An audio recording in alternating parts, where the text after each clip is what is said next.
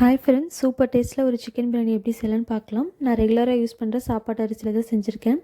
கடாயில் கொஞ்சம் எண்ணெய் விட்டு 2 பிரியாணி இலை, 2 துண்டு பட்டை, 2 ஏலக்காய், 4 கிராம்பு, ஒரு ஸ்டார் அனைஸ், ஒரு ஜாவித்திரி இலை, 1 ஸ்பூன் சோம்பு சேர்த்து நல்லா மிக்ஸ் பண்ணிக்கிறேன்.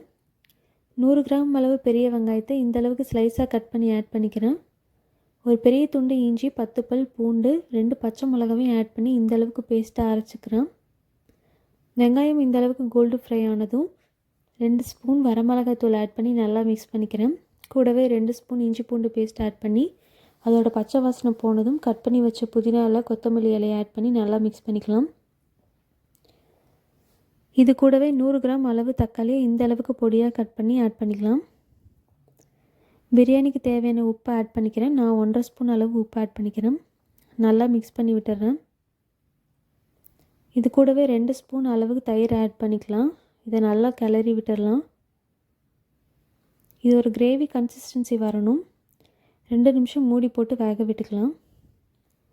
தக்காளி நல்லா வெந்ததும் 1/4 கிலோ அளவு சிக்கன் ஆட் பண்ணிக்கிறேன். பிரியாணிக்கு இந்த அளவுக்கு பெரிய பீஸாக இருந்தால் டேஸ்ட்டாக இருக்கும். நான் 1 கப் ரைஸுக்கு 1.5 கப் அளவு தண்ணி ஆட் பண்ணிக்க போகிறேன். அதில் 1/2 கப் இப்போயே நான் ஆட் பண்ணிக்கிறேன் சிக்கன் வேகிறதுக்காக. 1/2 கப் தண்ணி ஆட் பண்ணிவிட்டு இந்த சிக்கனை நல்லா கிளறி விட்டுடலாம். இது ஒரு 10 நிமிஷம் மூடி போட்டு வேக வச்சிடலாம். சிக்கன் ஒரு 70% அளவுக்கு வெந்திருக்கணும்.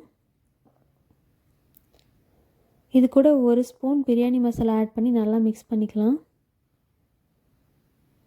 1 கப் தண்ணி ஆட் பண்ணி இந்த கிரேவியை நல்லா கொதிக்க விட்டுடலாம்.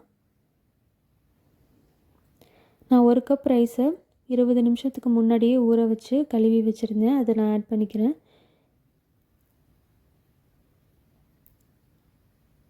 ரைஸ் நல்லா கொதித்ததும் 1 ஸ்பூன் நெய், தேவையான அளவு மல்லி இலையும் போட்டு நல்லா மிக்ஸ் பண்ணி விட்டுறேன்.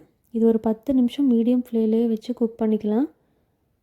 ஹை ஃப்ளேமில் வச்சு அடி பிடிச்சிரும். இடையில ஒரே ஒரு தடவை மட்டும் எடுத்து கிளறி கொடுங்க. இந்த மாதிரி